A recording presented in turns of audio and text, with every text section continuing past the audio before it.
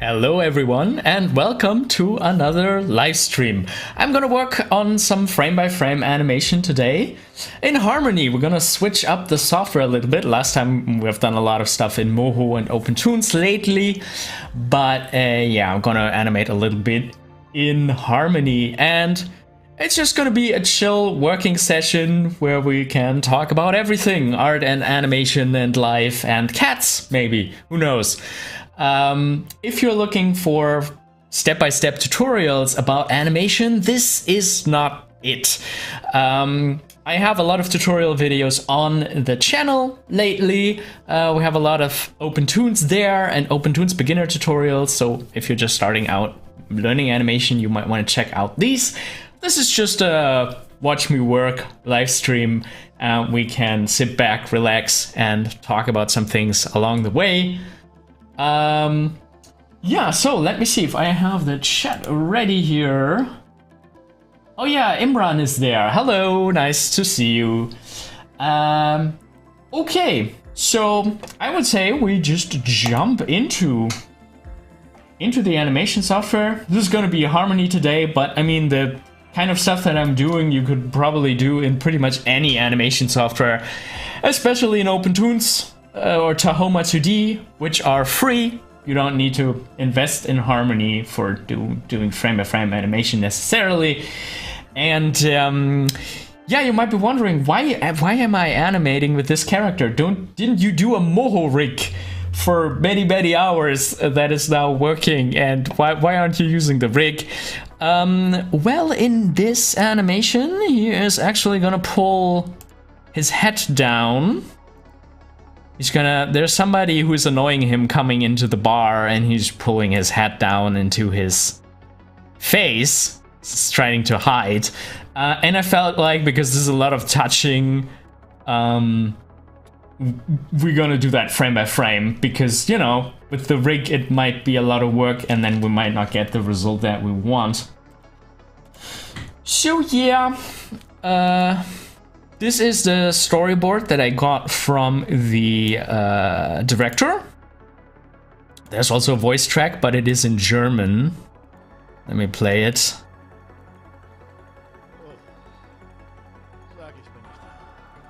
Sag, ich bin nicht da. Tell them I'm not here. Or tell her I'm not here. Hello, Max. So yeah.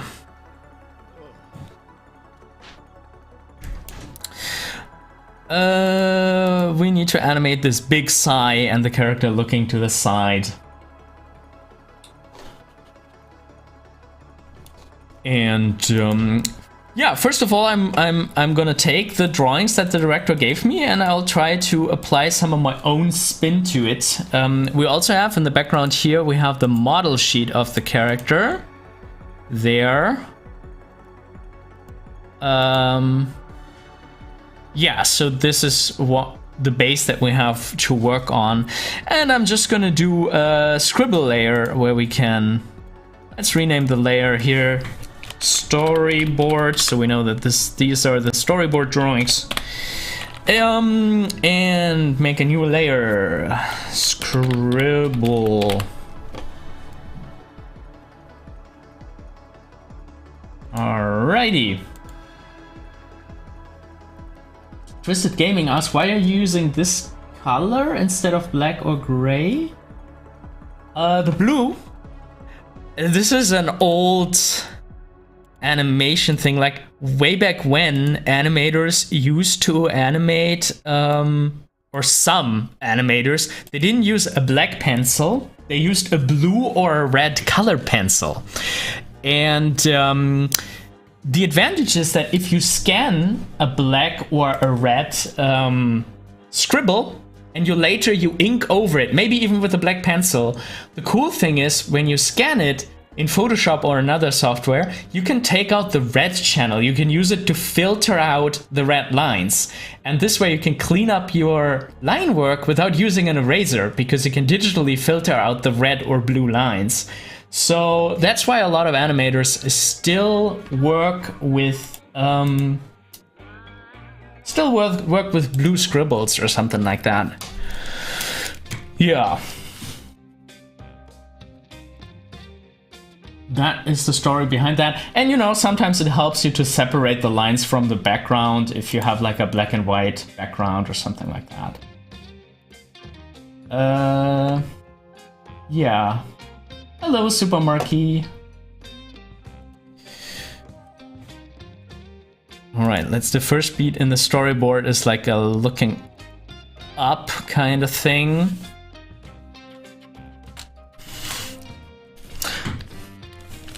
Yeah, talking about brushes, I still need to set up my brush. So let's see. No, this is too small. 5. Ooh, this is a very small line. I asked the director how big the brush should be, but 5 is a bit small. Let's look into my WhatsApp. I was talking with the director earlier.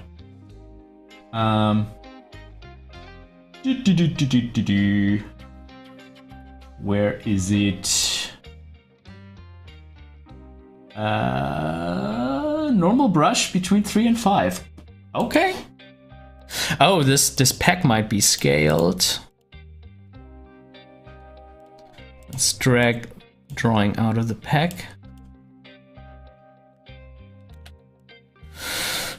Did that help? Dragging harmony is sometimes very weird, dragging the layers. Some brush settings. Let's dial up the minimum size a bit. Yeah. Anyway, we're just doing scribbles. Trying to tie down.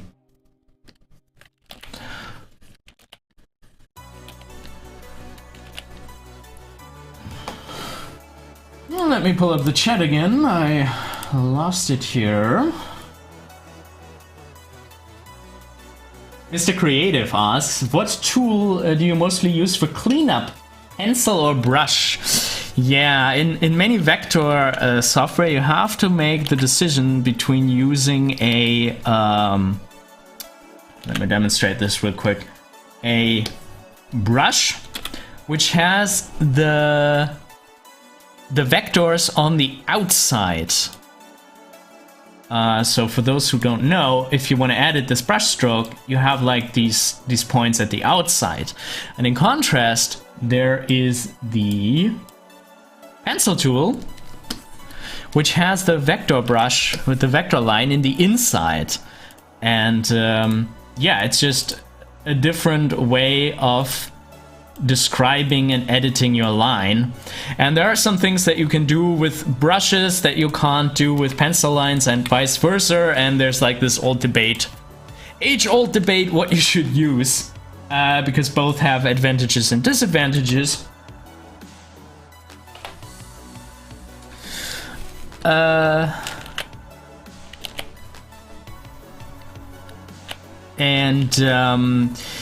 Yeah, personally, in some projects I like to use the pencil because it allows me to edit the line thickness relatively easy. And there are also some cool effects in Harmony that you can do, like if you move the camera, you can change your line width. So like the thing is with the brush strokes, if I zoom in, the lines get thicker, and with the brush strokes there's an effect that the lines wouldn't get thicker. So you can do some very cool things with that if you want to have consistent line work. But yeah, I don't know, I would say it's a project by project basis.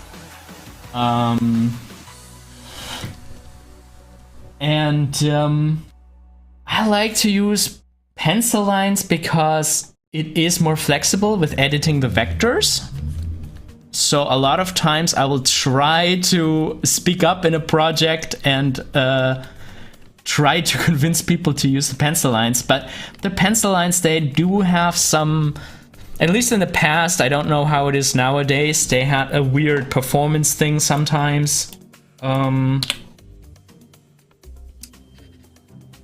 So I don't know. It's a very muddy answer. The answer, as so often in life, is it depends. Yeah, Max, I do know who you are. Hi, Ropeblender. Hi, Andre. Nice to see you. Yeah, so let's look again at the storyboard scribble. He has just a straight looking.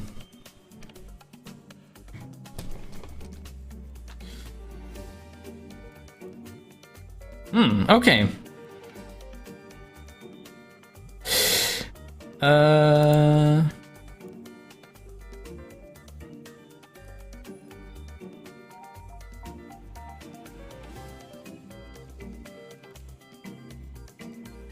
Where did my trench coat drawing go? Did I delete it somehow?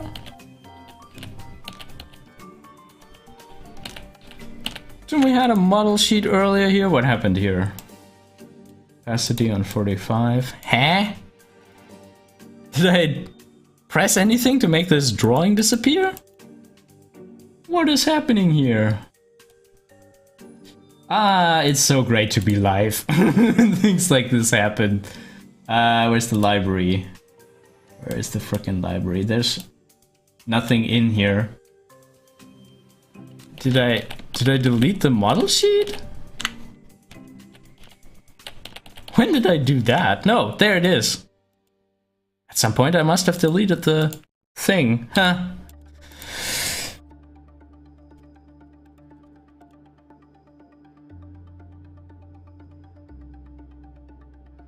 Mr. Creative, I recently saw the Invincible series. I wondered about the cleanup quality. Oh, I haven't seen it yet. I don't know. I don't know how they do it.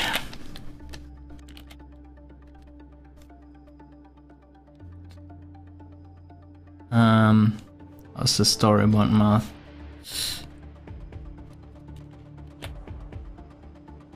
I like this front-facing mouth. He looks a little bit like a pigeon. I kind of do like that. And I like the geometric shapes. We've animated some scenes where his beak gets very round. Because the director always draws the beak like just like this, like a Homer Simpson mouth, which also has its appeal. I don't know. I like the edges here. I really do. I think I'm just gonna keep it like that. Oh, I should check if I have autosave enabled. I did not work in Harmony in a long time. So let's check that real quick. Because Harmony also likes to crash autosave. And enabled. Yeah, that's that would be nice. Max says Invincible is great, but be prepared for very, very graphic violence. Okay. I was watching most of Walking Dead. I think I can stomach it.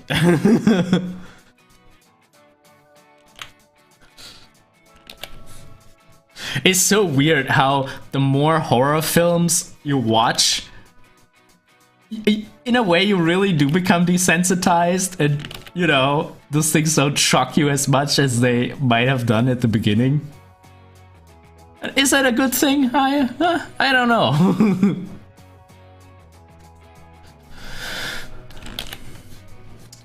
There we go.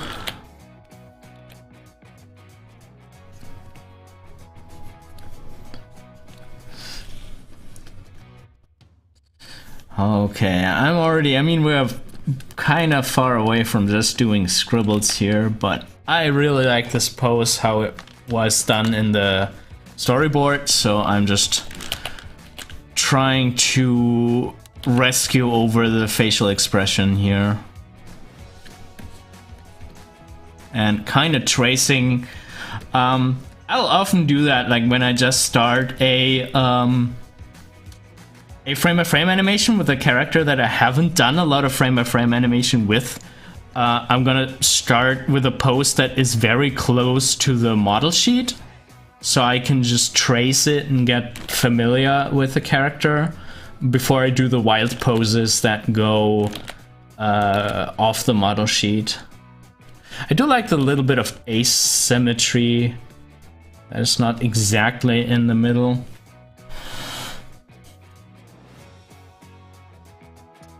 Mr. Creative asked, you know, about effects animation, fire, water, rock, etc., like Legend of Korra. Oh, we definitely need to do some effect animation on this channel. I love effect animation because it has something very calming and it's just, you know, if you did the basic planning for your effect animation, there's a point where you can just animate, and even animate straight ahead. Like, it's one of the few things where I would recommend actually working straight ahead as much as possible, and then like doing fire or water or stuff like this can be very calming and like a meditation.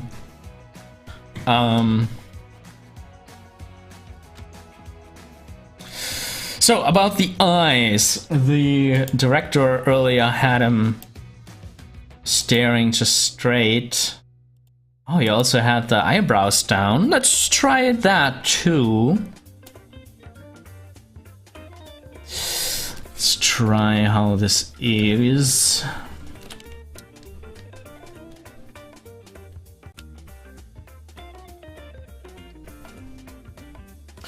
You know, when you're staying close to the... Oh, I hit delete and it deleted the model sheet too. Did you see that? The select tool. The select tool is to blame. Oh my god, that is so mean. The select tool is selecting on all layers. Yeah. I have to learn how to Harmony again. You can switch that off somewhere. Applies to camera view only. In single mode, select lines only from current drawing. Yeah. Now if I select a line and I hit delete, it's gonna be deleted. Okay. What was I saying? Oh yeah, I mean, if we take poses from the storyboard that the director drew, he's very likely to accept those poses. Whereas, you know, if I'm suggesting wild new things, he might be like, oh no, this is going a little bit off my vision. Max says the only particular horror movie that ever had me go paranoid is Sinister. I haven't seen that. But yeah, those things can be haunting. Like, it can be like, for me, the line is when it actually starts finding its way into my dreams. Like, then I'm like, maybe I should, I mean, I need my rest. Maybe I shouldn't watch more of that.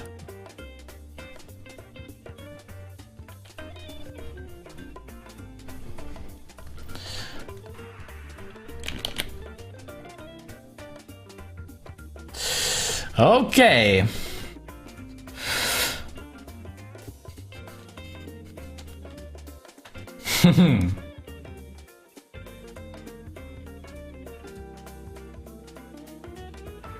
Yeah, I think that's a good pose to start with, and you know, maybe just to... Oops.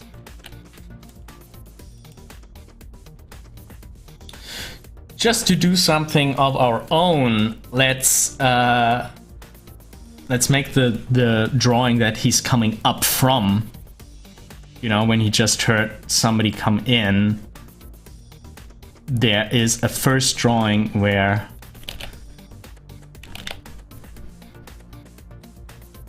he is opening up.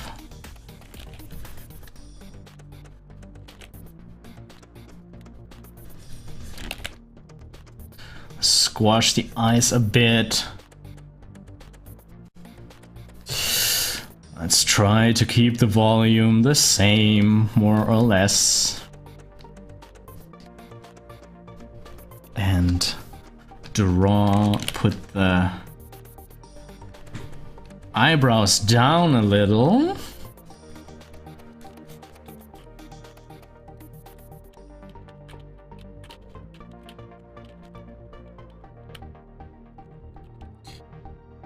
You know, depending on how far down he's moving, the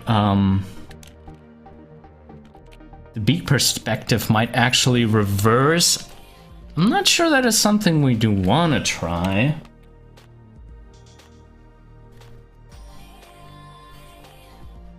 Oh, wrong tool.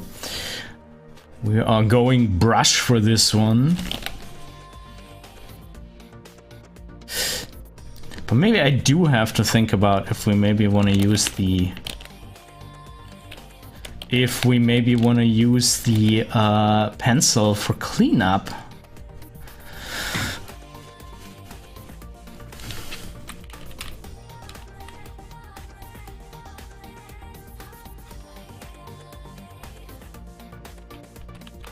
Let's do some flipping here. Without onion skinning. Where is it here? Yeah, that's nice.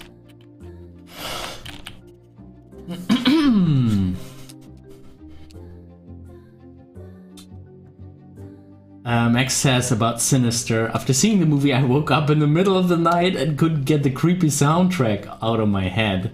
That was one of the aspects that really sold Sinister for me. Yeah, music is crazy how that can eat into your soul.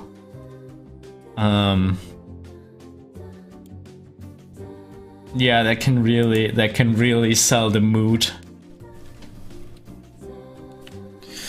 Now for some 3D head turning. Let's have the hat growing wider here towards the bottom. Would it get more slim here, or would it get... Yeah, it would. It would turn up a little bit. Oh, I forgot all the shortcuts. Ah, nice, nice, nice, nice, nice. I'm not sure the director actually wants me to animate a take here, but I'm doing it anyway, offering something. And yeah, if he doesn't like it, I at least practiced drawing this character a little bit. Which, you know, can't help, can't hurt before we are doing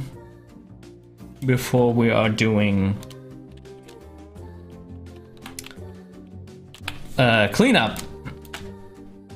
That we get some time drawing this character. Mr. Creative asks, I recently started using Toon Boom. You know how to export Toon Boom files to After Effects?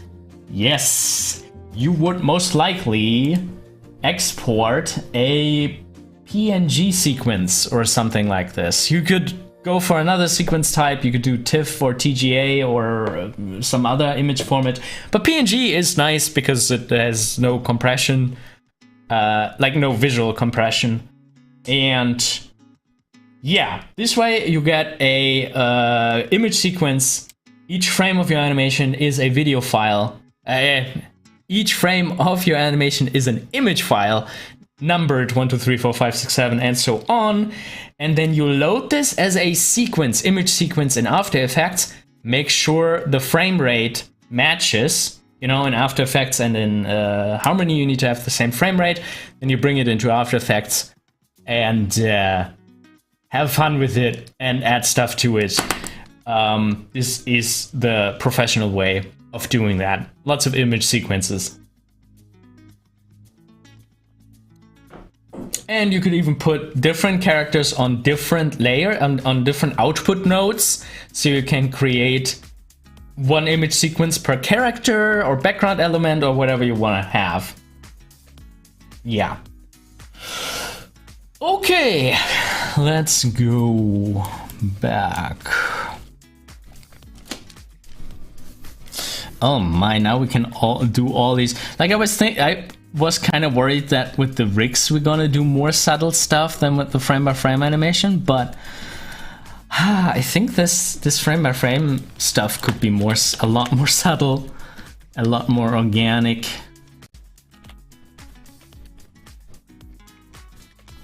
Move this thing down there. Have this be slightly up. There, there, there.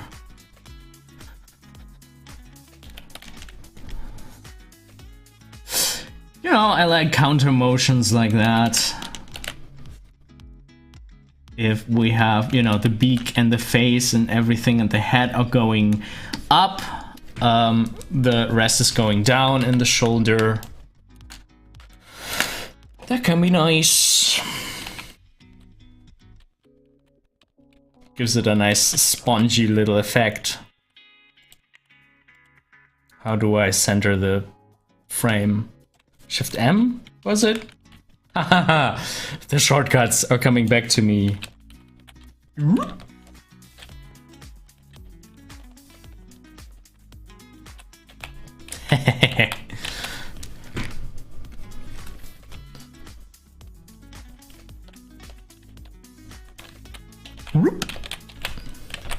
I kinda already just those 2 frames I really like.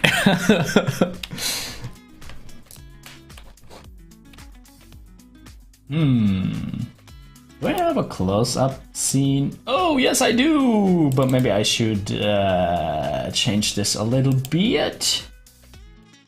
I'm looking around in my software.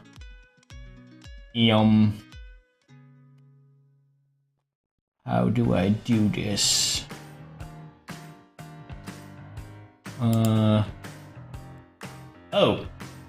Oh, and then I have to move this over.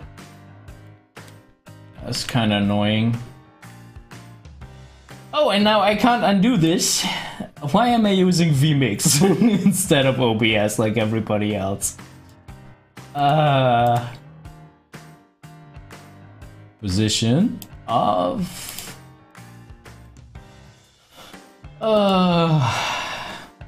come on. Nah.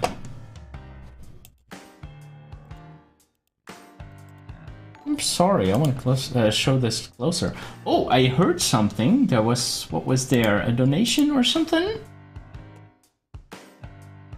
Somebody subscribed. Leslie, thank you. Thank you, Leslie.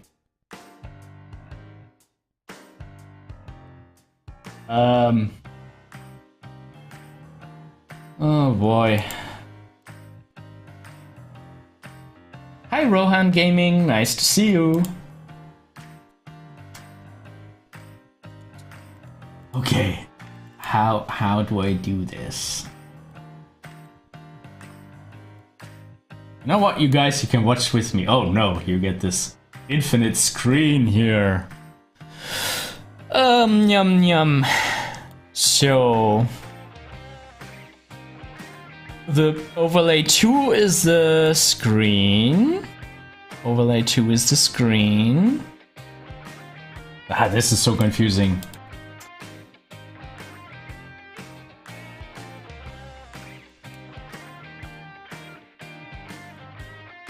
And there.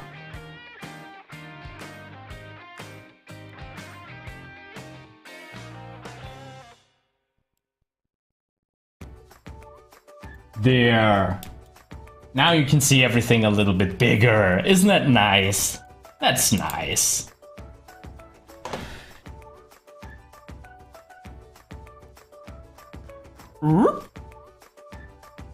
Okay, and then before he goes into the Sai, which isn't in the storyboard, I actually wanted him to just have an eye dart over to the right, where the other person is coming in.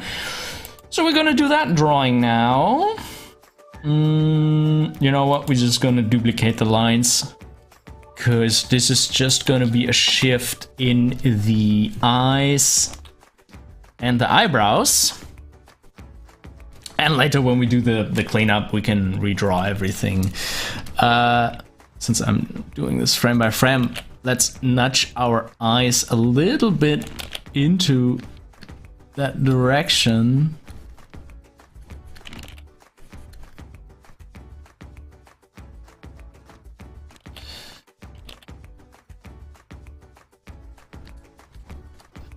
Whoop.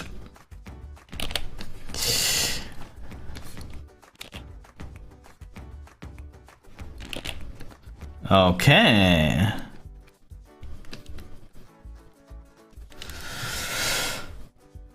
Maybe this looks a bit too fearful.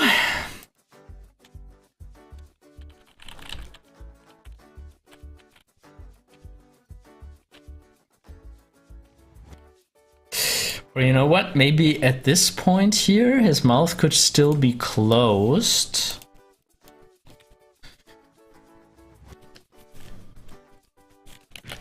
Could still be like, what is going on? You know, I like to separate things into steps as much as possible, and then this really could be the uh-oh, she's coming in. Yeah, he's just hanging. He's a film noir detective just hanging out in a bar, but he should be working. And the assistant is coming on in to tell her to tell him to go to work.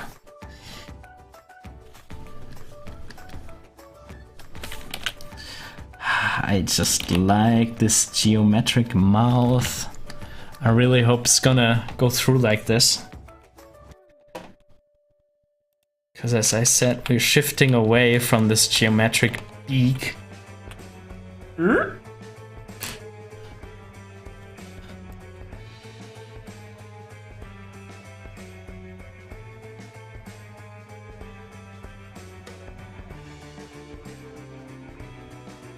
Mr. Creative asks which you normally export for a video. I export a PNG sequence and put that into After Effects or Premiere, and then from there for the final animation, like the one that you want to put on YouTube or show around to other people, that would be an MP4 in H.264.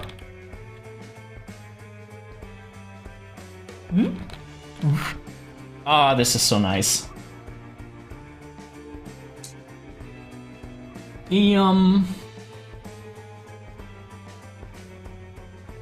Hello, Insane Potato. Oh, thank you so much for your kind words. Hello, Vimbank. So,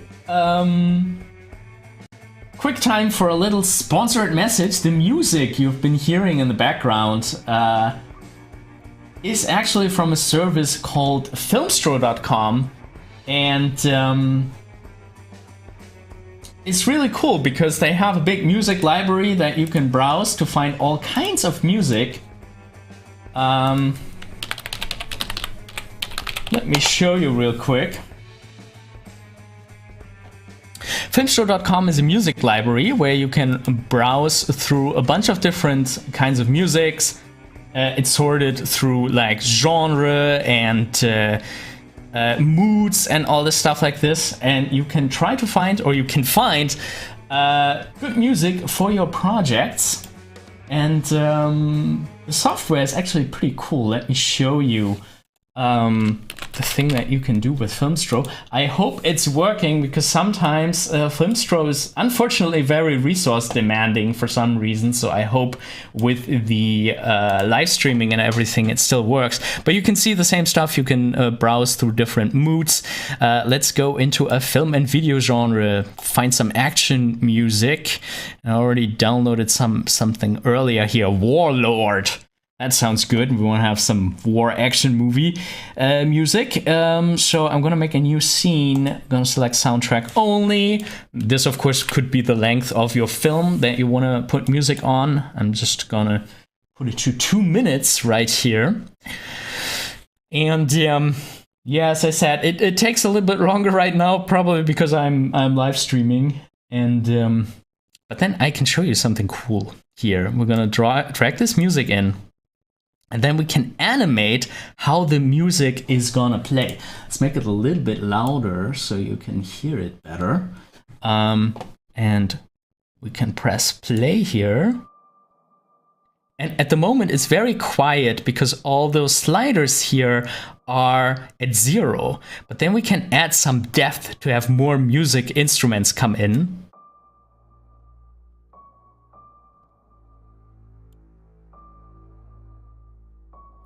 And if we want to catch up some speed, we can use the momentum slider.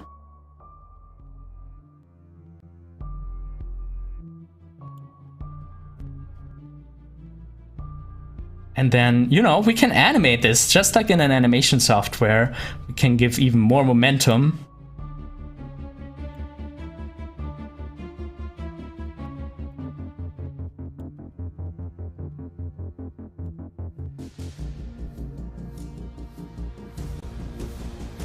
And this is the power slider that really brings in a lot of the instruments.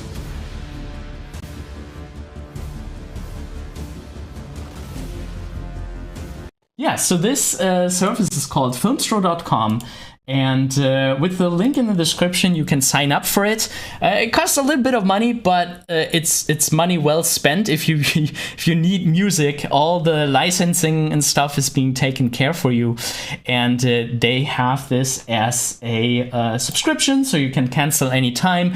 If you use the link in the subscription, it's an affiliate link. Animator Island gets a small percentage of it, and that helps me to make more. Videos and stuff. So yeah, so all the music you hear in this live stream, as varied as it might be, is all from Filmstro. Okay, now back to the animation.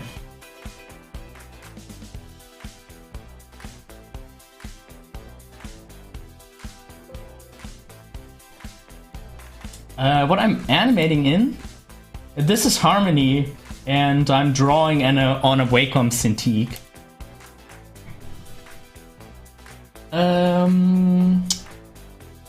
Most of the character design is actually not from me. The director hired a very good, very talented character designer, which is pretty crazy good drawings.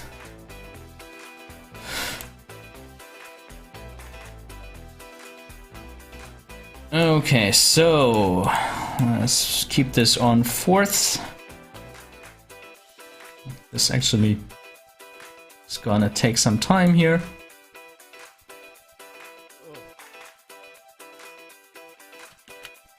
I'm gonna switch off the soundtrack for now. I kind of also, the director said I could shift the soundtrack around, so I want to have the size start a little bit later, so he has the time to look behind him and react to it.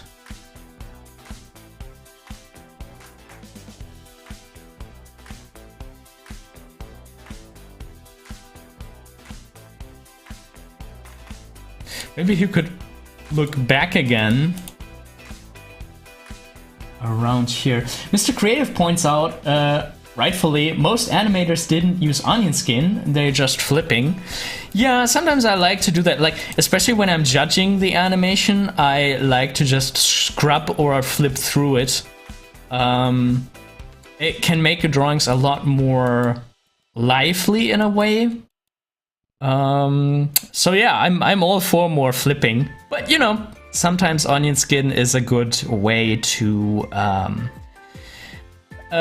construct frames where you have a lot of repetition lines, like, you know, the trench coat we can just trace from previous frames. No reason to flip for that. Okay, let's copy the drawings again and take his eyes from this drawing. So we have a looking back and forth kind of thing.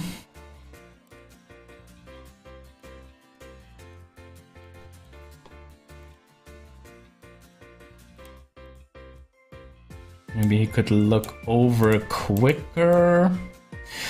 I'm already getting lost a little bit in the timing. Probably shouldn't do that yet. And should just try to get through my scribbles. Any questions that I overlooked? No. What are you working on? I hope I answered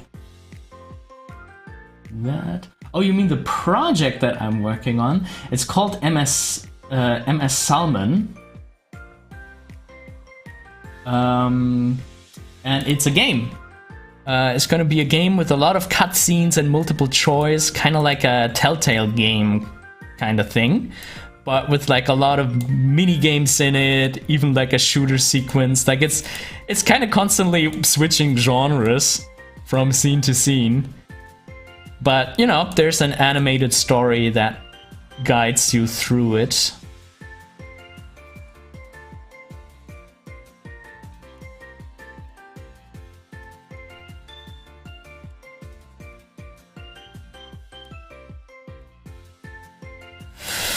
Alright, storyboard looks... let's see.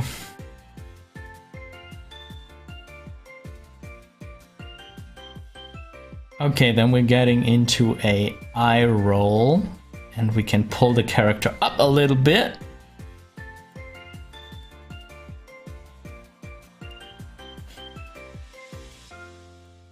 And... you know, let's just reuse lines.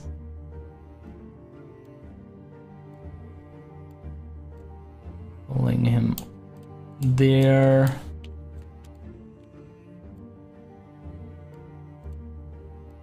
Like this.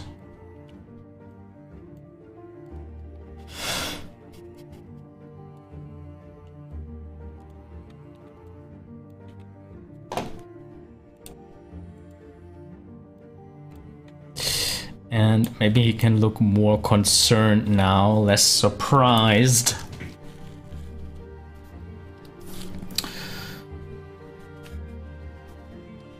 You know, let's do some flipping.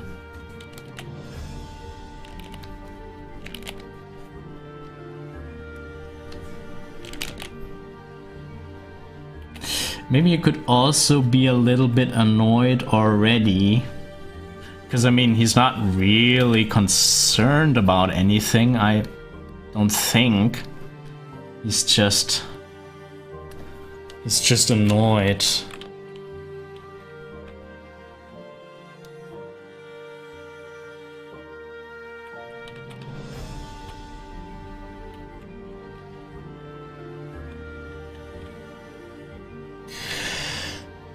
How would you do like a sigh? I think he would already start opening his mouth differently, so...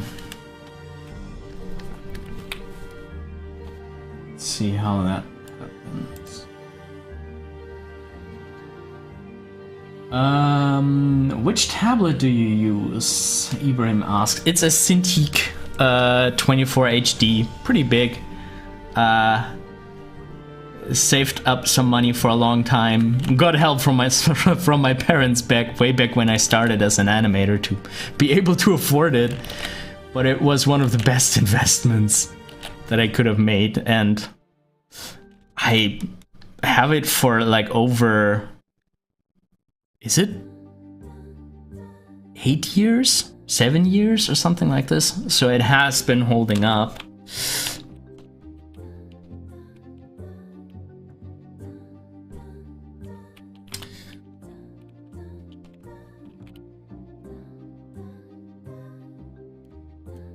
Alright.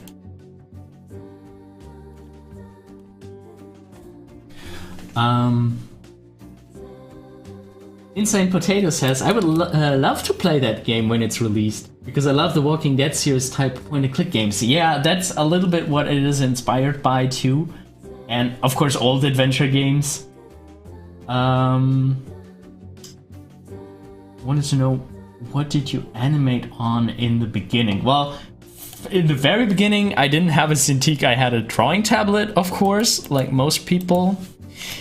And I started using Harmony pretty early because the student license was very affordable. And I started with Flash back when it was named Flash. Now it's Animate, the Adobe program.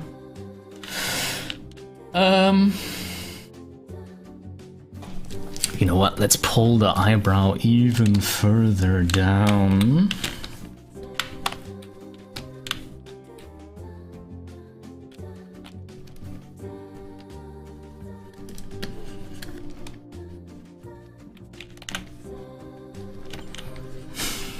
This might be a bit too much.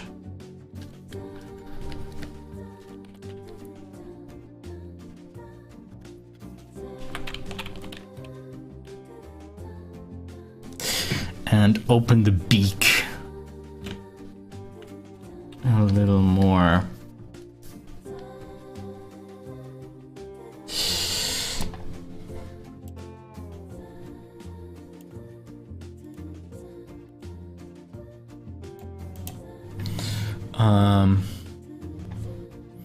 Yeah, I don't think we get around redrawing some parts. If we could pull the eyebrows even further down.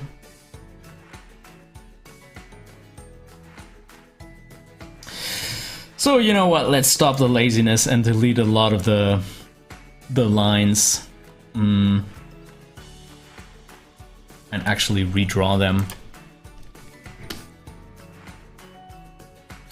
It's just gonna make it feel more organic, you know, and after all, this is kind of why I wanted to switch over to frame by frame, to have a bit more freedom, a bit more expression.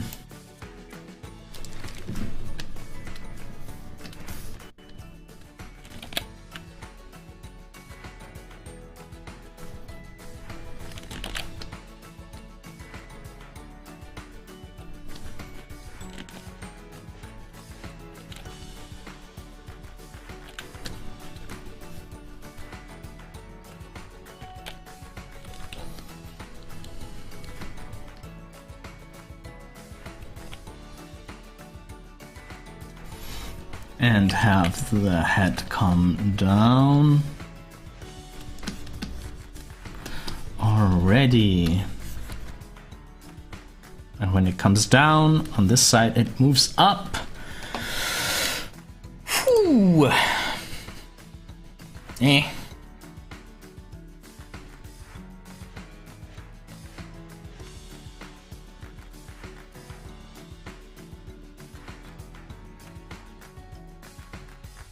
Let's move it further over.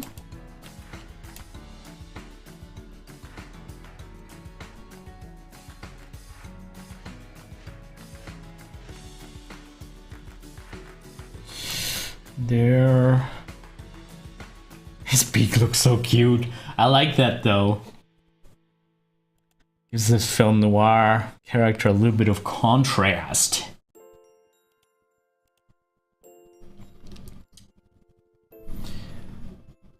A couple questions in the chat. Hi Sugarlight Studios, Mr. Creative, how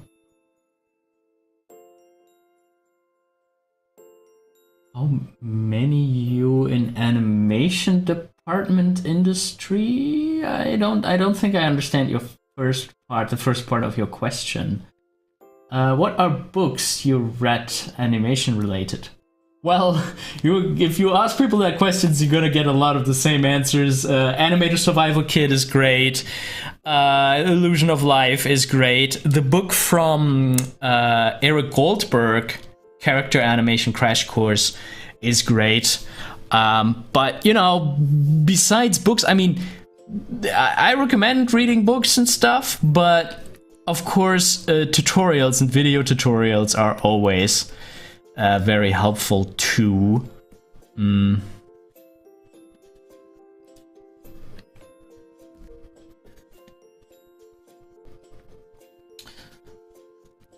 So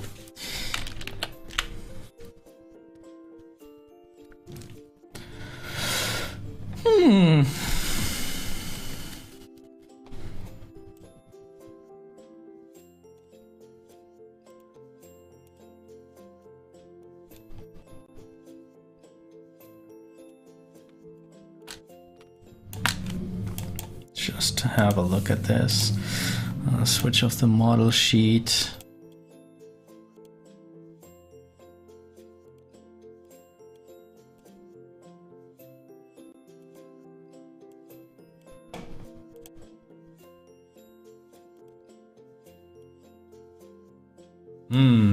And I think we also need like a down position for the Psy. And then he pulls down the head and goes even further down.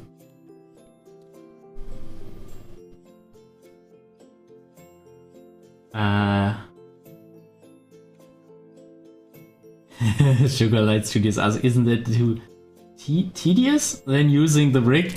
Yeah, it's a different kind of animation work. It's a different kind of tedious. The rig can be pretty tedious too. For what is about to follow, pushing the head down with the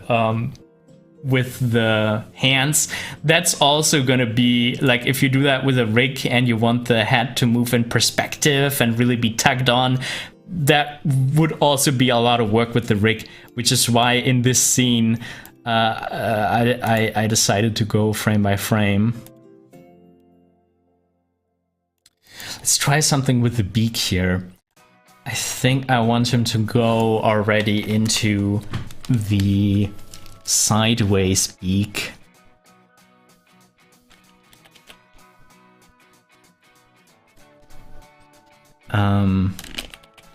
Let's see how that could look.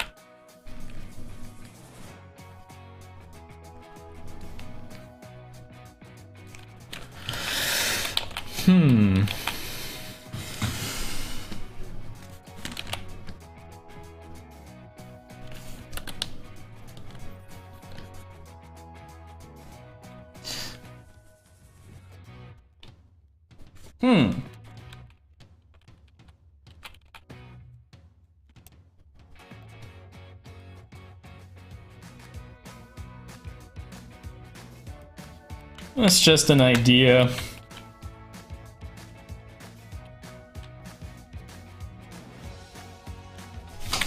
Or maybe let's have it more...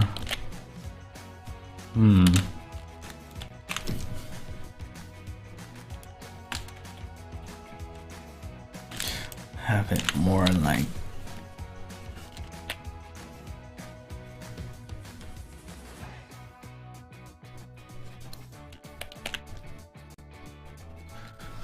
more like this. Ibrahim asked, did you attend any classes or training for animation? Yes, I did study at the Film Academy Baden-Württemberg in Germany, which is an animation school. So yeah, but it was very project oriented. We did have classes sometimes about things, but a lot of the times it would just be like, okay, we're doing a project. Try to figure this out yourself. Which is a way to learn.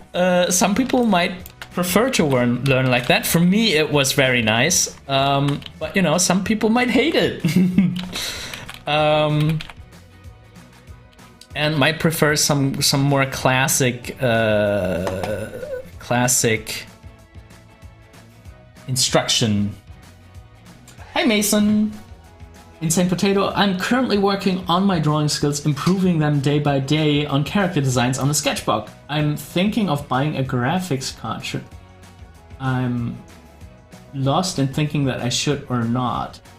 Graphics card? Do you mean an actual computer graphic card, or do you mean a tablet, a drawing tablet?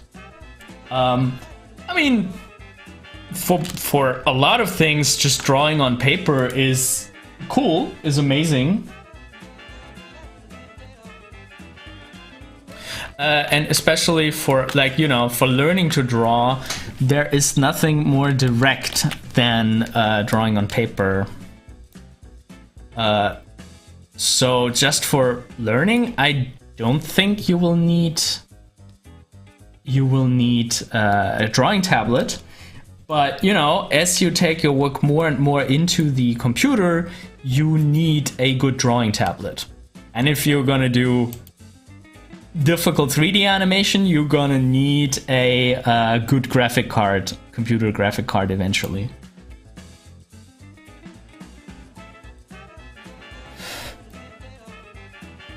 Okay, so let's think about...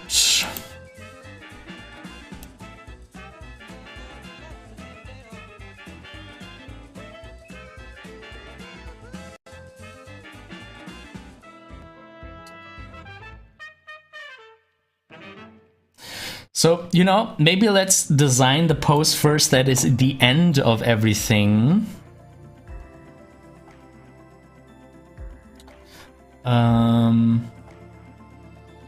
Let's take some hints from the... Let's take some hints from the storyboard drawing. I want his eyes to be roughly here. I think his beak has to be further up. And you know what? Let's continue moving it into the more sideways beak.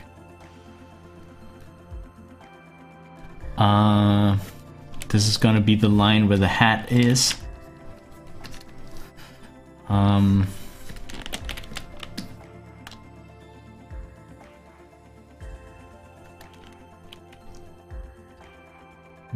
We tilt this V here. I'm gonna tilt that down. But you know what? Let's move the rest of the shoulder up as he's holding the rim. And you know, this might be the patches of the... They might be up here. So, okay, this is very confusing. Lots of lines going on. So let's clear this up a little bit.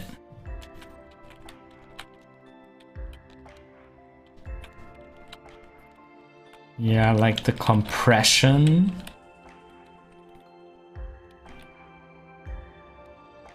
It could maybe even move a little bit, all of it to the left.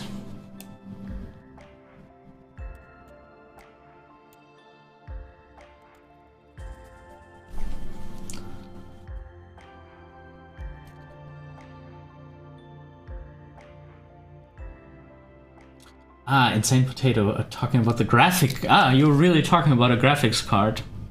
Yeah, I mean, 4 GB RAM is a good one for OpenToonz. Well, the thing about 2D animation, depending on what you're using, I don't know the exact requirements for OpenToonz or Tahoma, but I am relatively confident that your graphic card does not need to be that good for 2D animation. Like, there are some exceptions. Like, if you start 2D animation in Blender, you very quickly enter like the requirements of what a 3D software usually needs.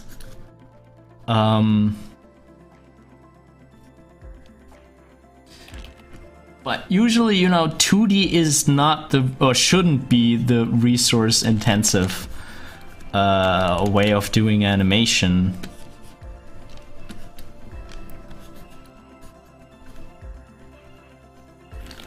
And you should be fine with, like, okay, yeah, the standards graphic card is usually not good enough.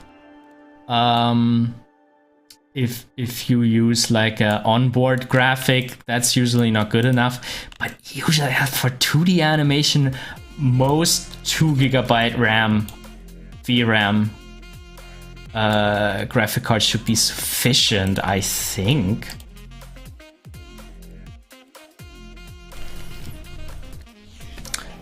But, you know, as I said, if you keep your option open for going 3D, yeah, graphic card with 4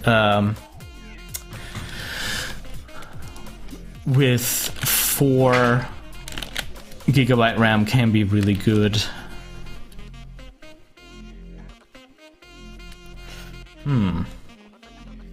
Not that happy with that.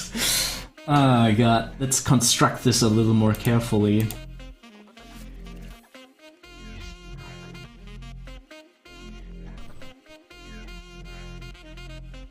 Oh, sorry, Clipper Flipper, the bot is very, very protective.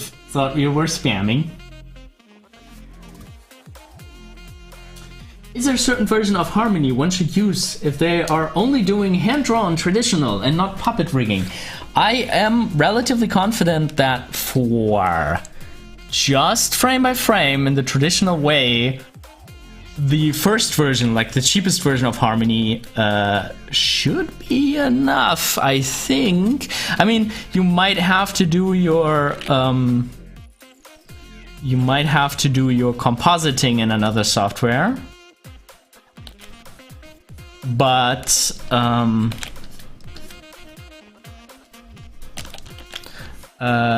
yeah, most of the frame-by-frame functions are there.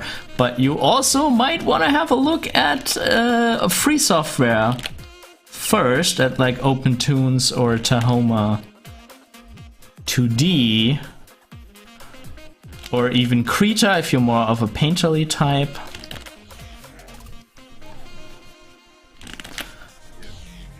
There's just one point where this head starts, like, I'm always like, oh, this is looking good, and then it suddenly looks not so good.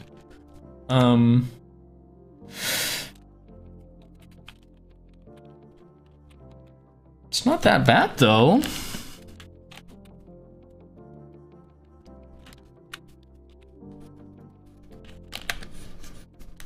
How would it continue? It would be like this.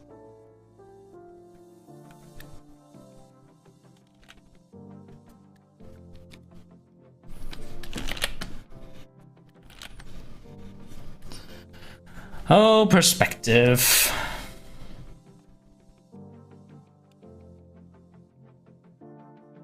And then, you know, depending on if you want him to really tuck on the ends.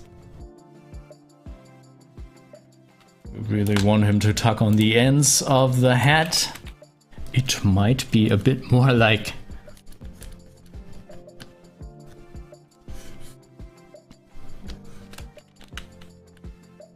this, because, you know, he pulled on it as much as he could.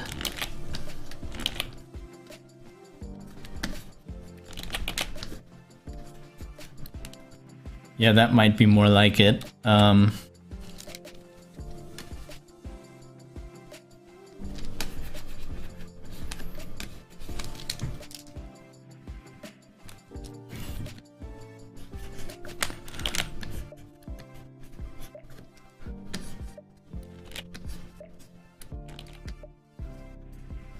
I wonder if you should really tug with both hands on his head. If that's a natural thing to do. Or if he should do another gesture with his other hand, like be like, shield himself. Or maybe like this, like, because he's whispering to the barkeeper, like, tell her I'm not here.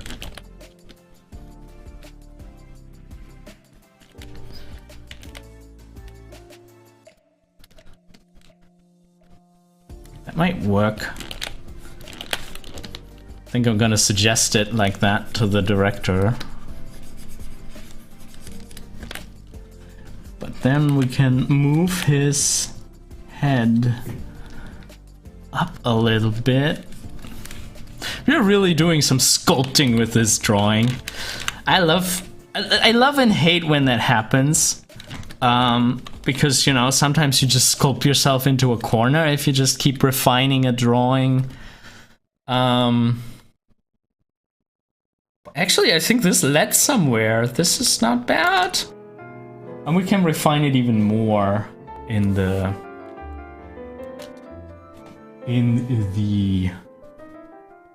cleanup.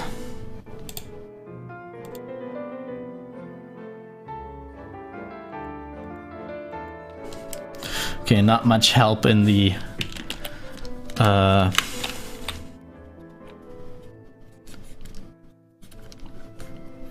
let's give him a sharp corner here in the flipper.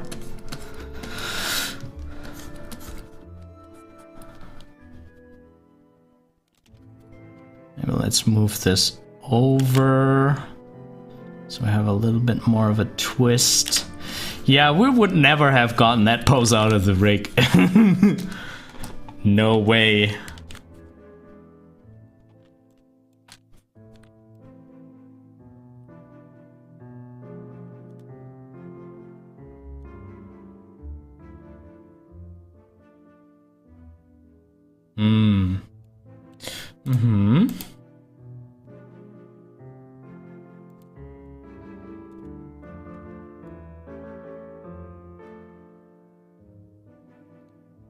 Change the timing a bit. This is just a test timing.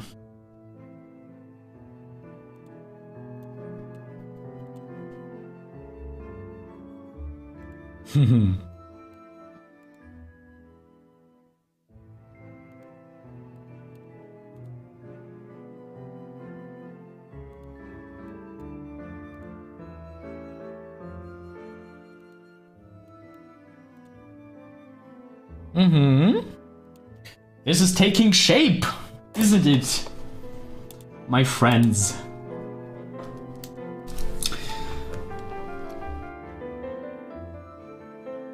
Oh, Insane Potato says run 2 GB graphic cards, but open to its lags and gives errors.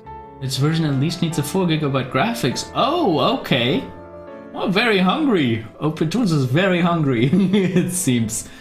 But yeah, I mean, you know, storing a lot of frames in the RAM can be a bit work intensive for the software. There's one more thing I wanted to say. We now have a Patreon. Put in the graphic here. Oh, and I should actually point in the right direction there. And there are a couple of things that we're doing on Patreon. Of course, you get bonus content that I record. There were going to be exclusive live streams only for patrons. You help me to make more videos, more live streams, more content for Animator Island. But there's one thing that I'm really excited about. It is the group mentoring. So on Patreon, you can join Patreon in the group mentoring tier, and then we can meet every month in a secret group mentoring call. You can bring whatever you're working on, whatever you're practicing in art and animation. It could be a character design, it could be animation, it could be a demo reel you're working on. You could show it, we can discuss it in the group. I'm gonna give you feedback, or, you know, sometimes I will hire other animators to give feedback, and this way you get input from a professional mentor, can improve your work, and yeah, get advice on tips and tricks on how to continue, what to learn, and yeah, that's the group mentoring. There also is a link for that. It's on animatorisland.com group/mentoring. You can find out more about it. And yeah, I really hope that some people sign up, because I really want to see what you guys are working on, and I think it is nice to carve out some time to work on the improvement and stuff. And it could also be, if you have trouble finishing your projects, this could be a deadline for you, you know, because you would have every month there would be a mentoring call, and you would have to bring your progress to that mentoring call. And if you're like me and you sometimes have trouble finishing your projects, maybe that would be something for you. Okay, so I'm gonna do a quick break. Need to get more to drink. Actually, I did forget drinking. But yeah, I'm gonna get more, and then we're gonna continue in just a little bit. Yeah. See you in a couple of seconds, and thank you for watching so far. I'll be back in 5 minutes.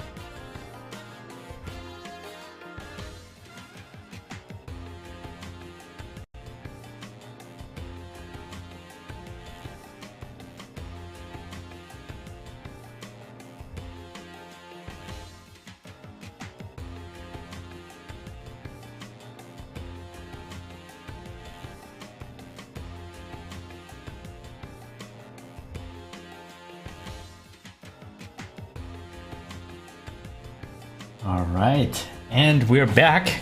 And apparently I am too stupid to drink water because I spilled some on my shirt. But I'm not gonna change my shirt. It's actually quite refreshing. It's one of the first really warm days. Well, not really, but in a while that the sun is shining so brightly into my office, so it's gonna dry. There was a question in the chat, if I'm not mistaken. Couple questions. Insane Potato asks, what's the timing there, sir? And you might be referring to the group mentoring that we're doing on Patreon. The exact time slot is going to be voted on by the participants. So anybody who becomes a patron in the group mentoring tier can vote on what time we're gonna meet. Excuse me. And yeah, for me, usually like a time around like this time is very comfortable, is very good, but I'm also willing to get up earlier or make a group mentoring late at night if this is better for the participants. It's always going to be on a Saturday or Sunday, so work shouldn't be an issue. I mean, we're animators, we're also working on Saturdays and Sundays sometimes, as artists do. But yeah, I think that would be a good time for group mentoring. Oh no, there was one other question I wanted to answer. Good morning, KL Arts. Nice to see you. Oscar says, good morning. What are your thoughts on OpenToonz and Toon Boom? The more I experiment with OpenToonz, the more I like it, favor it more, mainly because it has great FX features and top-down for animation. Yeah, I mean, Harmony has quite good FX features too. I'm not sure. You probably need the expensive version, the most expensive version of OpenToonz to get all the FX features of Harmony, Toon Boom Harmony. That's the expensive one. Yeah, personally, I'm like, especially if you don't have money, just go with OpenToonz. You don't need to spend any money on OpenToonz. And it has a little bit of a steep learning curve because you need to understand what levels are and how projects are saved, but hopefully my tutorials can help you with that. But I think after you understood this, it's actually quite similar to Toon Boom Harmony, because Harmony has the same kind of philosophy with like single drawing files and drawing IDs and stuff like that. So OpenToonz is actually a very good preparation for later switching into the industry and then maybe using Harmony in the industry. So yeah. But yeah, I like every beginner, I'm recommending OpenToonz or Tahoma 2D. It's free, so just start learning animation and see how far you can get with these.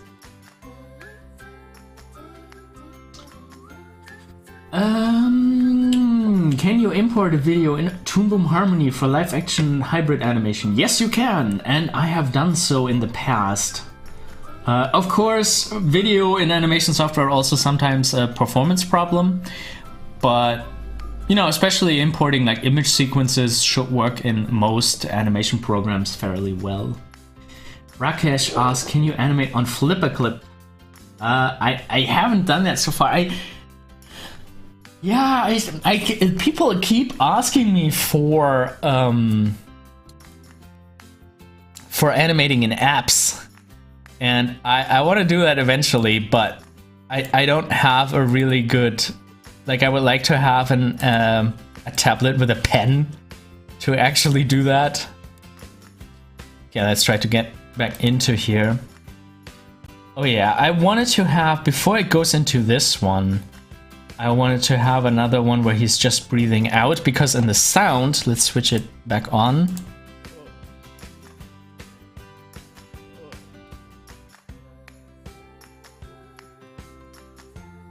It goes into like a very strong O sound.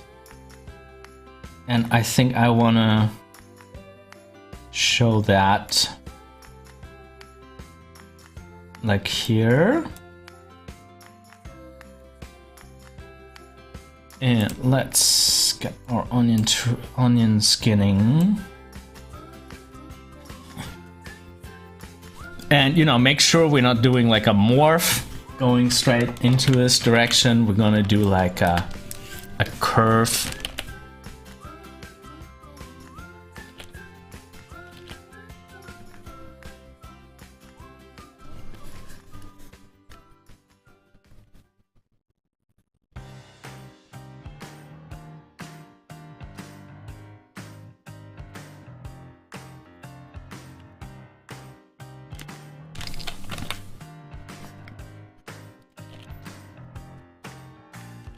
Kind of like how it did it in how it did the O's and the rig.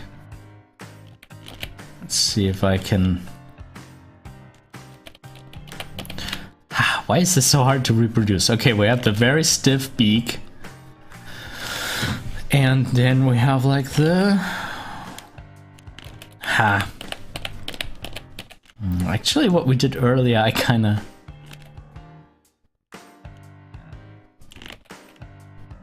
Like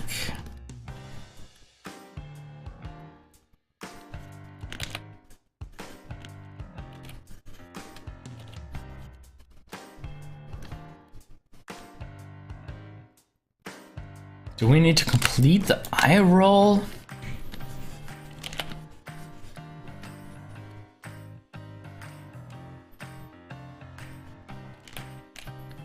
Maybe he could. Nah. I was thinking maybe he could look more desperate, but I think we need to continue going with annoyed.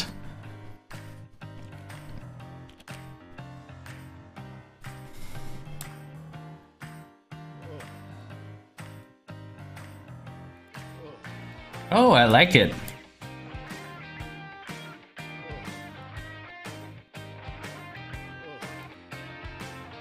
Okay, let's switch off the music for a second. I need to hear this more clearly. Here we go. Oh, I like it.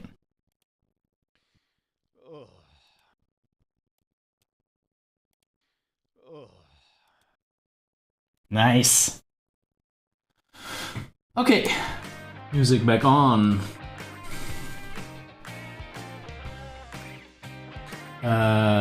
Let's see what's going on in the chat. Kaylards just had a look at the Patreon and that mentor tier is crazy cheap. I wish I could afford it, but I'm in the middle of looking for another job. Yeah. So I need to save as much money as possible. I totally understand. Like, I've been also in tight spots for most of my life. I tried to make it really inexpensive, especially in the beginning, you know, for as low as I could go. I know that there's some other YouTubers offering the same thing, and right now I'm a little bit cheaper than all of them. Destroying the market, interrupting the market. But no, like seriously, I really wanted to reward the people who sign up early and, you know, who believe in me early, because I feel like anybody who is signing up for my Patreon now already has been a follower for a longer time. You know, it's very rarely that you see a new YouTube channel and you immediately go to the Patreon and go into a membership, because, you know, 20 bucks is still 20 bucks. But yeah, I figured if there is anyone from the existing community who would like to spend some time with me discussing their work and their animation. Yeah, anyway. I totally understand though, like, you know, saving up money is a thing that you sometimes have to do. Rakesh, are you using a drawing tablet? I'm drawing on a Cintiq 24 HD. Hi, sir. Dude says, hi, sir. Would you please make a YouTube video for beginners how to turn around rotating simple shapes in 3D space? Like turning around a cube. Ah. Open and closing doors. So you mean doing 3D things in 2D animation? Yeah, that's a big topic. And we're gonna get there eventually. Like, I have this ongoing 2D class, and you know, sooner or later we're gonna talk about that. Certainly. I actually write that down somewhere. 3D shapes. You know, solid drawing. Actually, one of the underestimated principles of animation. Yum yum.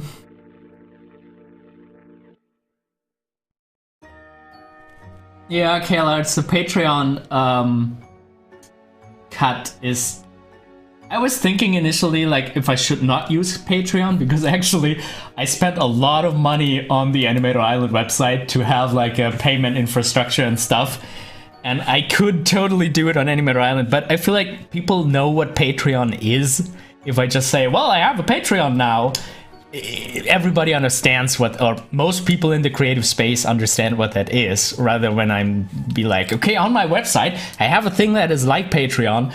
Oh, I don't know. So I'm going with Patreon for now, and actually I'm quite impressed. Like, it is really, like, I can't recommend any creative, like, if you have an Instagram and you have a couple of followers, why not make a Patreon?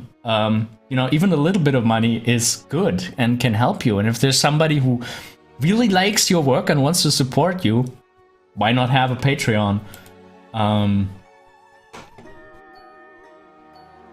I was so happy when the first people signed up on Patreon. It's only people I know very closely, and they're kinda not doing it for the animation stuff. They're doing it just to support me. It's gonna be so scary when the first stranger signs up for Patreon for a membership with me, because I'm like, who is this person? What does this person expect? Am I making the right kinds of content for that person that is now giving me money? It's also a little bit scary.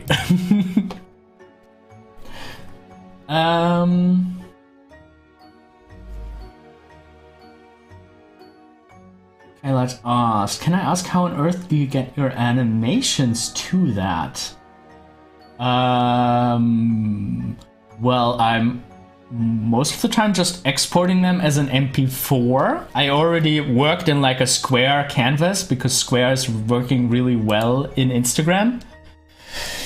And then you just need to get that video file on your phone, and then you can just upload it as a new video.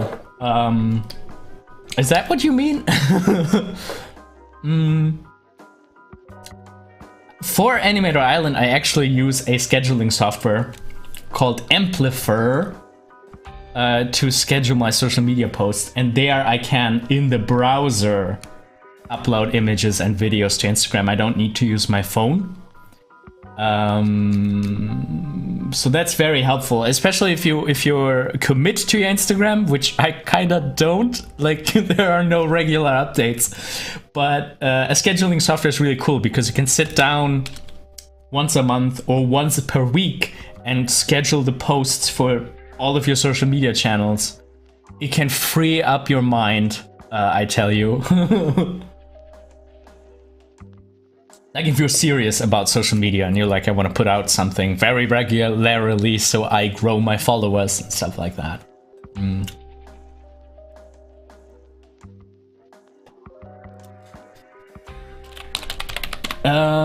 Yeah, I'm using Amplifier, but there's also like Buffer is one that people use a lot.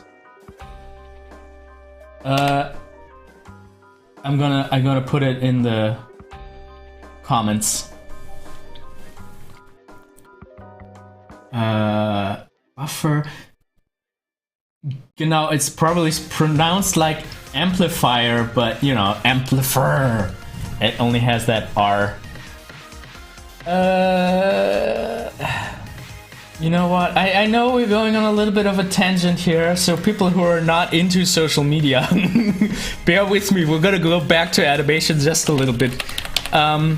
So, the software to schedule your Instagram and Facebook and Twitter posts.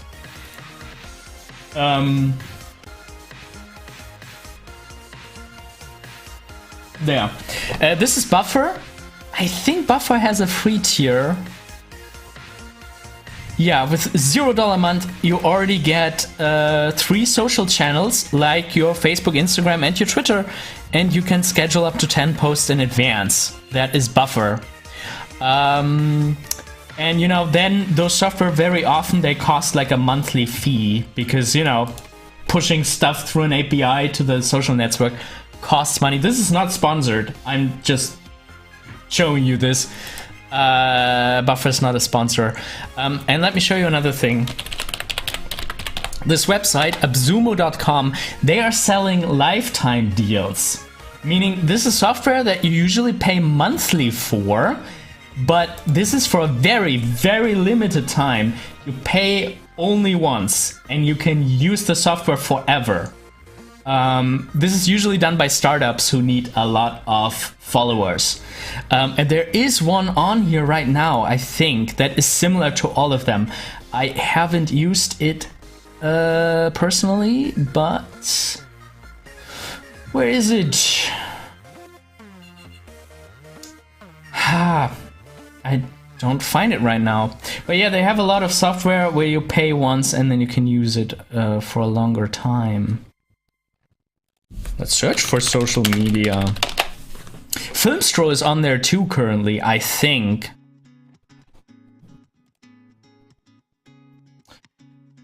So if you like what I showed you earlier, Filmstro music library where you can change the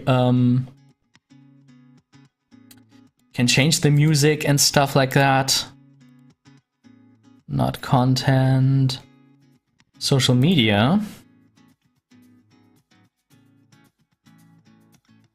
I think Promo Republic is one that you can use to schedule social media posts. Posting across your social channels.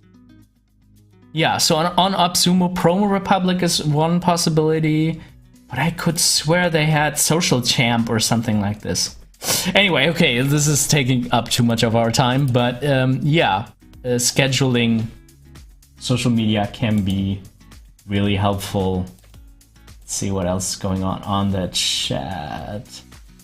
KLRs is asking what music library. Okay, so this is a sponsor. The music you're hearing in the background is from filmstro.com. And filmstro.com at first glance is a music library like every music library where you can, you know, browse through it and you know, by genre, by mood, find fun stuff, find epic stuff, whatever you need. And yeah, then they have this software where you can animate the music. You can make it get more depth or more momentum, more action, just with some sliders. They're a lot like keyframe animation. You animate your music to fit to your film, and that's really cool. And yeah, all the music you're hearing during the live stream is from Filmstro. There's an affiliate link down in the video description. If you click on that and you sign up for an account there, then I get a percentage of the, you know, if you pay for it. It at first glance looks a little bit expensive, but I tell you, I've bought a lot of music, and I have had the huge problem that if I use the music during a live stream, I got copyright struck.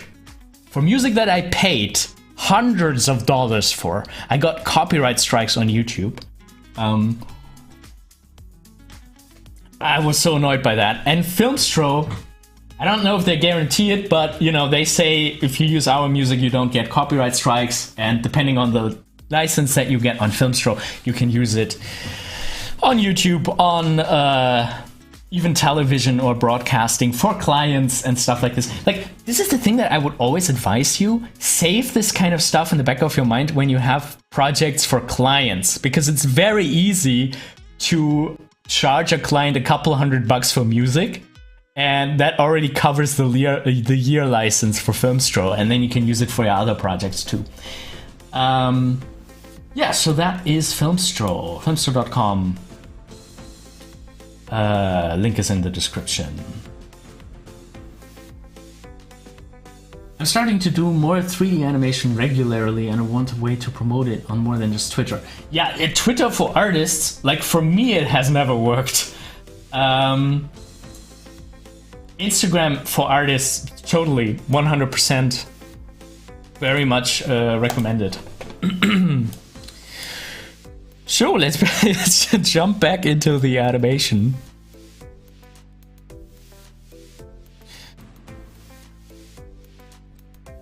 And nudge this frame a little bit closer. Actually, let's nudge this down, the color here. Oh, let me zoom in for you so you can see a little bit better. There you go. So that the color is actually falling down before he raises up the shoulders.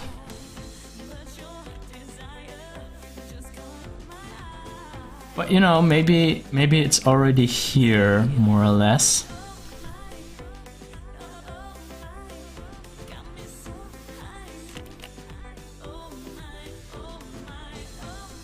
Maybe the shoulder pads drop down a little bit, like this.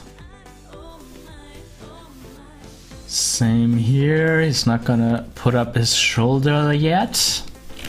It's just down here. We're gonna flip through it in a second to see if that looks correct. But yeah, I like that shoulder drop, I think. Onion skin is always...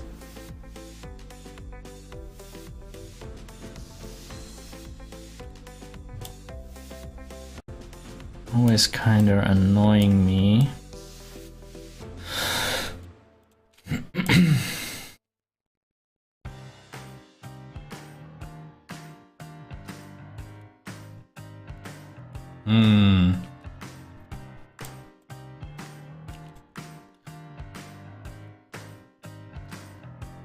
Let's have him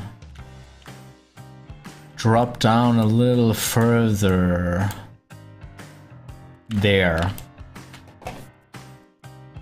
That is good.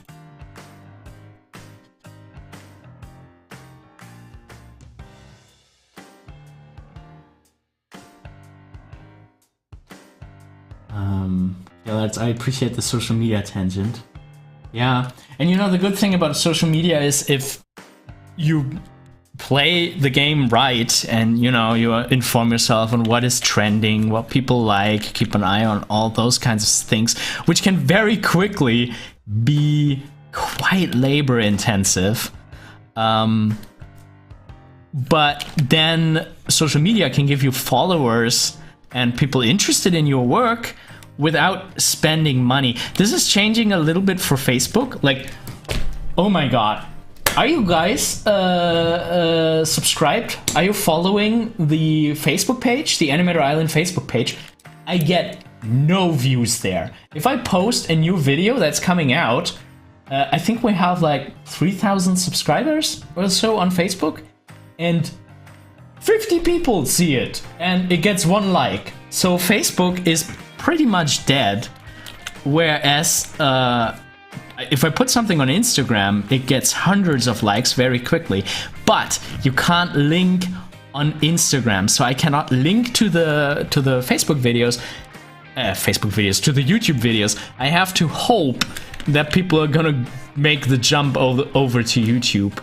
And I know it's to protect from spammer and stuff, and you know, there's very good reasons why Instagram doesn't let you post links.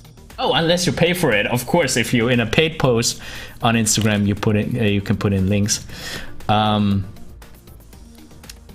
yeah, so you know, the free exposure, you kind of have to go to the social media network that is working right now. I've heard that TikTok is working pretty well. Like, you know, if you hit something interesting that people are interested in, TikTok is very generous with distributing your video to people and getting people watching your animation.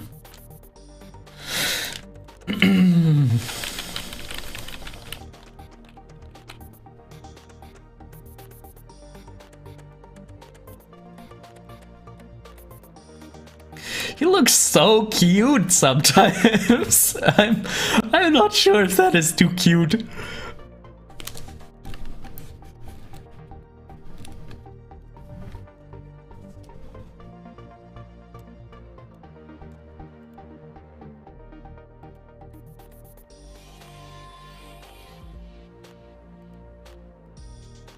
This is taking shape.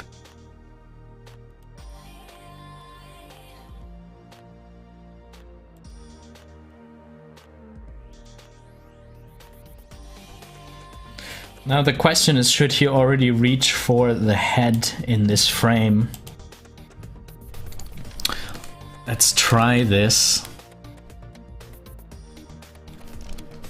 And just put a... You know, we're gonna do that better later. Yeah, I think that would be good. Maybe with a little bit of a delay.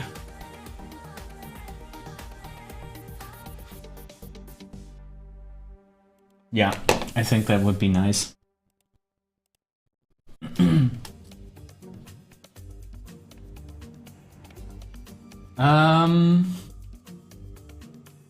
Specific to Toon Boom, can you roll specific keys instead of just rocking back and forth between a set of frames? Oh yeah, I'm talking about Open Tunes. Yeah, in Toon Boom, I'm sure there is a shortcut. I'm not sure about specific keys, but I'm pretty sure there's a shortcut to go to the next key. To make things even more confusing, I'm using Toon Boom Harmony with the flash shortcuts because that's what I'm coming from. Okay, so let's make this nicer. Now we actually have to raise up this shoulder here already.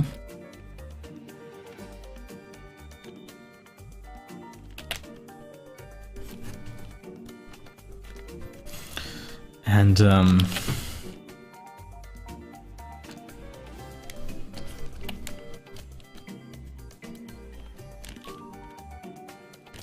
where's his arm coming from? It's probably coming from here.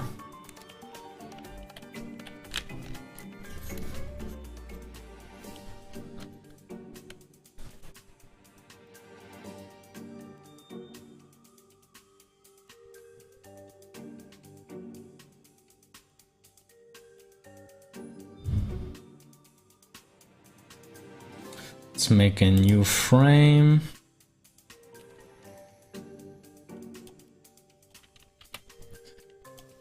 And just modify what we already have. 'Cause I'm lazy, you know?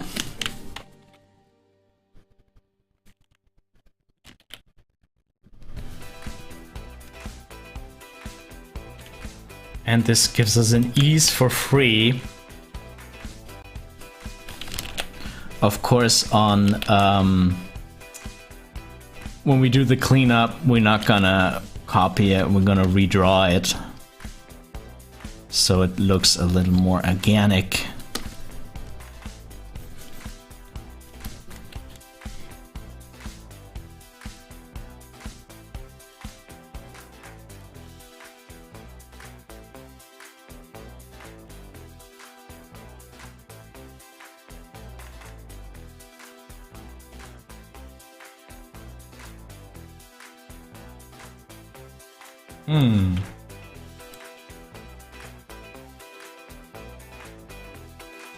I don't like this shape.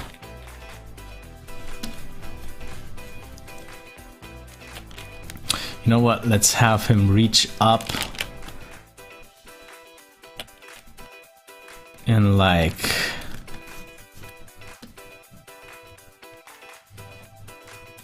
this.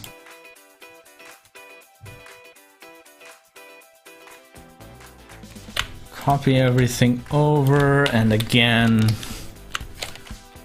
use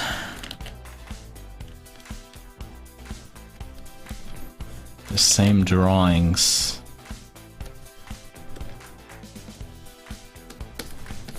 And see how that works. Need some more time.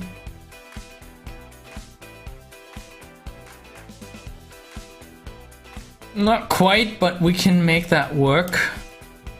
There needs to be more of a hover here.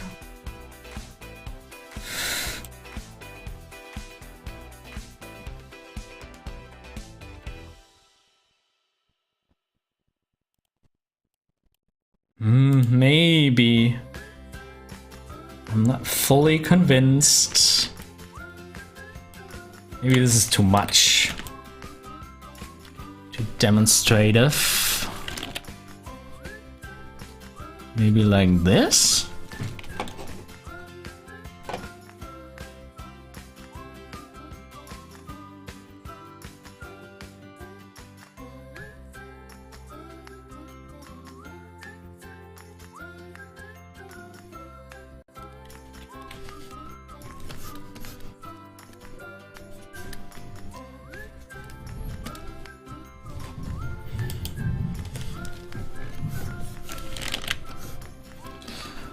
This is gonna be difficult with the perspective that we have here.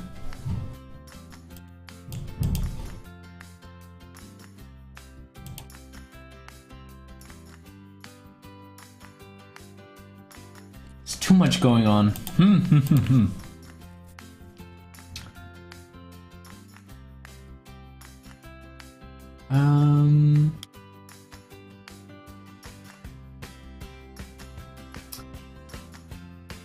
Kaylards, do you have the reference sheet for this penguin character? Yeah, I always have a model sheet underneath.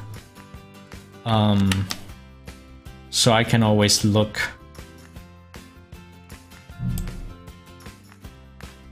Rakesh, I'm from Germany.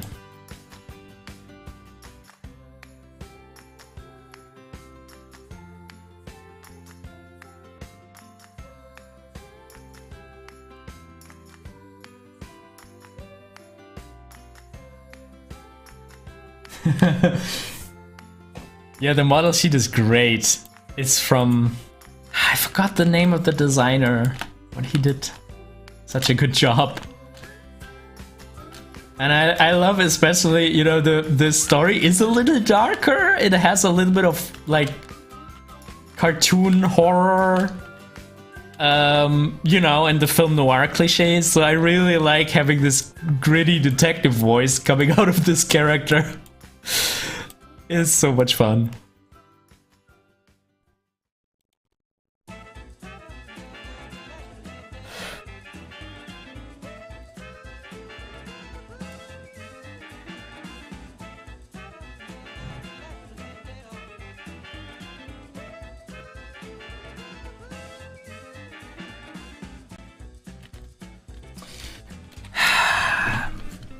Maybe the only thing that bothers me is that we haven't redrawn the character in this frame.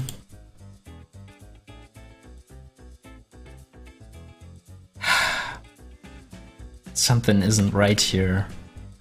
Let's just copy this fin over, put it here.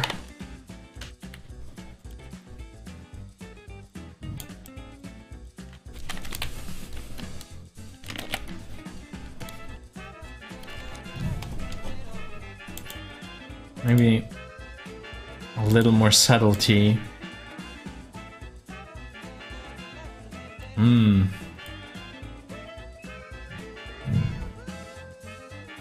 Let's see how it works with the voice. Pause the music for a second.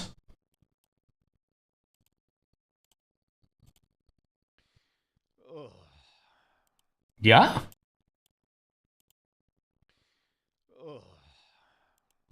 I like it. You know, lip sync is always tricky because it hides weaknesses in your animation.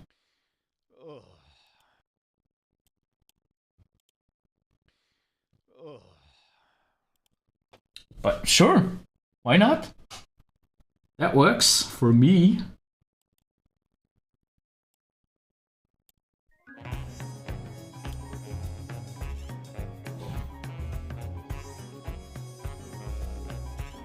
Let's see what the people in the comments say. Fun, great. Ah, so I think it's approved. If my director doesn't approve it, I just tell him you guys approved.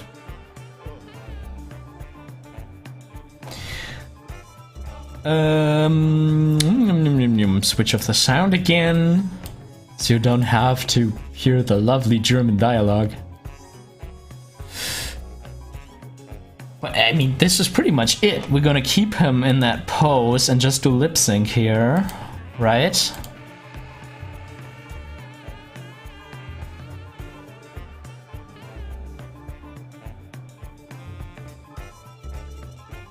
Yeah. So I don't know, I think I should kind of show it to the director now before we go any further.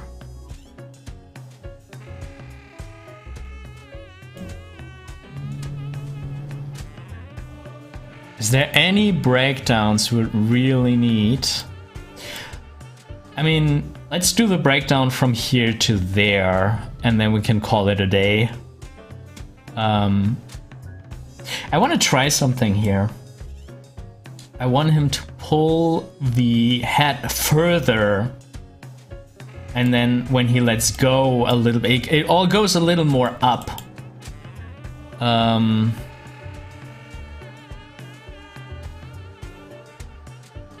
So this one, let's actually do a new drawing.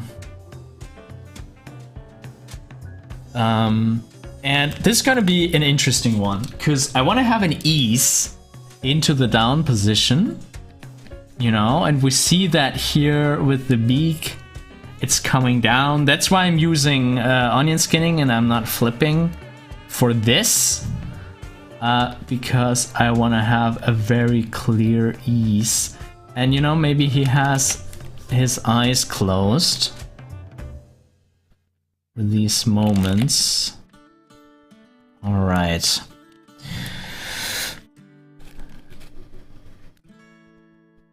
And here the collar is still coming up from down there. Let's do it like that. Ah. My wife is informing me that we're gonna order pizza. And I'm all for that. Yeah. You know, one of my usual choices. Whatever you want. Okay. Great. Ha! People, I'm gonna be having pizza. Isn't that nice? Okay, so the collar is coming up. Hello, Gator Jetto Dog on Twitch. Nice to see you. Thank you, Rakesh.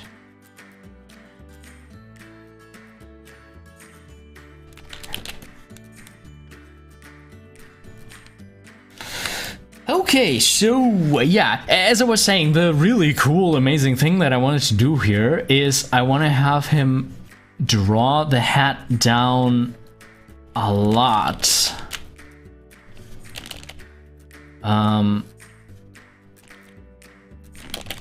You know, so far we've been above the green lines, but now... yeah, this is gonna be a tricky one. So we're gonna pull the hat over his face. Over his face, down there. Back here, the hat could already be in its final position. But you know, here we're gonna have a more of a clear tuck down.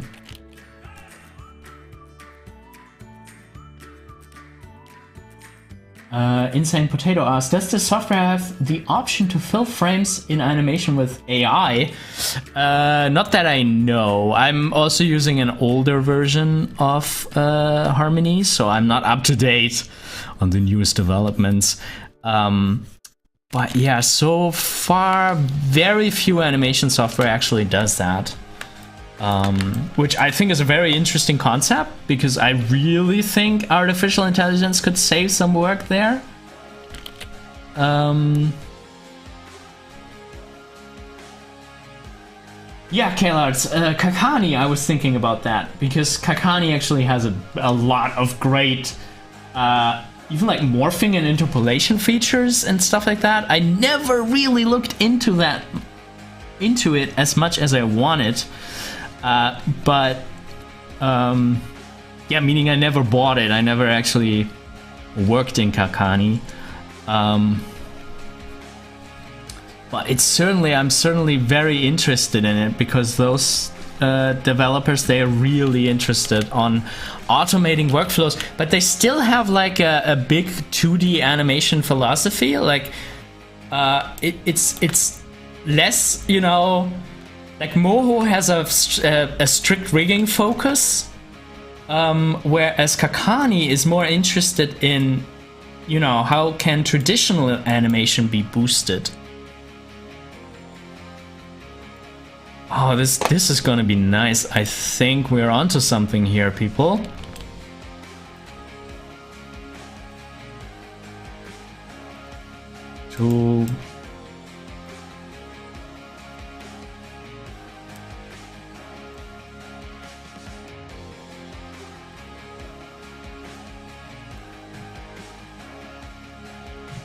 Yeah, like that overshoot in the hat.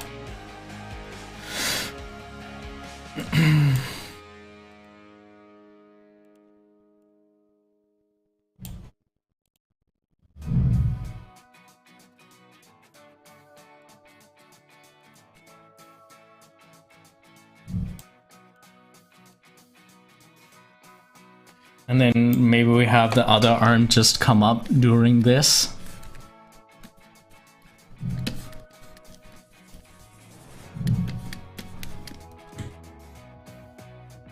Yeah, Kellars is an overshoot, and it's an overshoot while other elements are easing.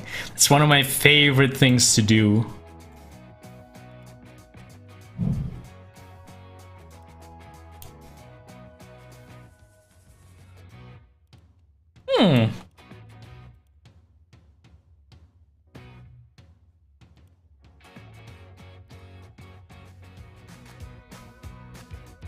Okay, so let's just make one more drawing here to make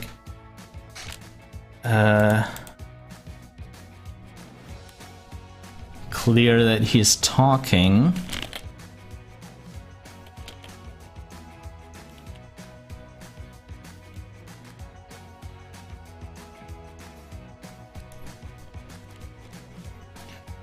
And then I would say we have to send this to the director. Yeah, Kellars, I could probably push it. I could probably push it even more. I was a bit afraid to cover up his eye. Maybe we even have to do it after everything already settled down. I kind of do like the subtleness, though.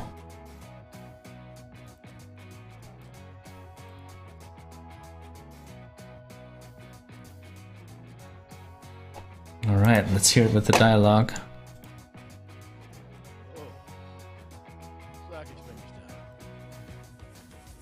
Mm-hmm.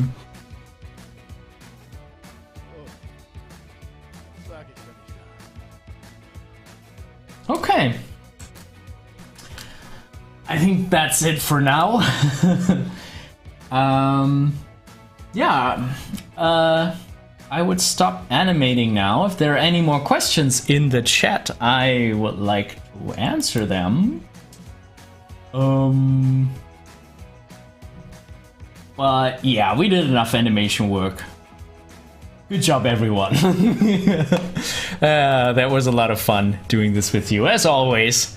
And I love the little tangents that we went on Talked about social media.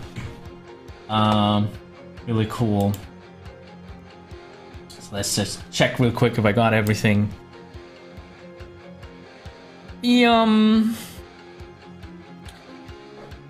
lads, the problem with Kakani is that you need to draw with the exact same strokes every frame, so the AI knows which areas to manipulate. Yeah. Yeah, the morphing is always difficult. The computer is not smart enough to recognize things a lot of the time that they go together. I was trying the Blender grease pencil the other day, and I also realized that, oh wow, animating with brush strokes, there's a lot of potential in there, but you need to animate the same brush stroke. So it's a different kind of workflow, I think, that you need to get used to it. It should feel very different from like traditional animation and from rig animation, because you're not rigging, you're just moving the strokes around. But what I do think the way that Kakani does things is great for is shadow layers. Why don't just move shadow layers around, like with these morphs, you know, as a mask within a shape? I think that's a perfect perfect way to use it. Those kinds of morphs, and it could be combined. You know, your character could be frame by frame, but for the shadow, you only pay attention to like every other frame or every couple of frames, and like you morph between shapes. Maybe, I don't know. That was the thing that my mind went to when I heard about this kind of animation. I'll stick to my rigged animation. Kalarts, it looks like Buffer requires a business account. Yeah, all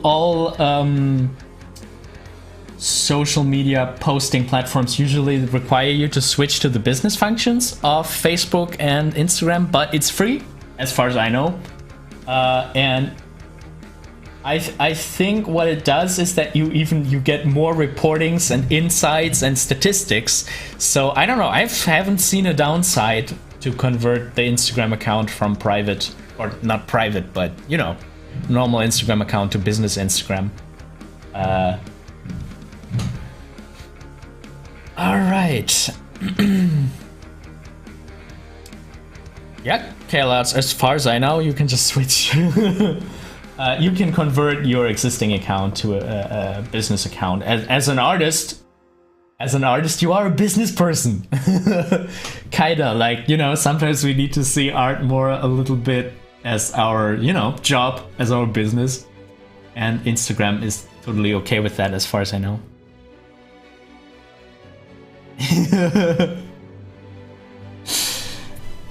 Awesome. Yeah. You know, that's why I hope to do mentoring here. Kailash says it does feel like you are in a Zoom call, because I do like this kind of direct connection to people, and I love teaching in person, but of course the last couple of years this has been a little bit difficult. So yeah. But yeah, we have the live streams, and I'm very excited to get this thing started on Patreon. I'm a bit nervous that no one will sign up. But I mean, the offer is there if anybody wants to sign up. Anyway, I would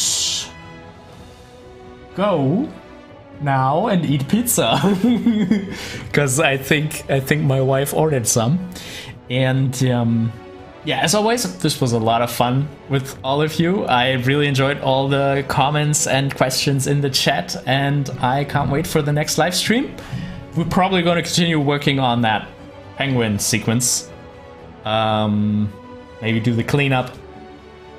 So yeah. All right.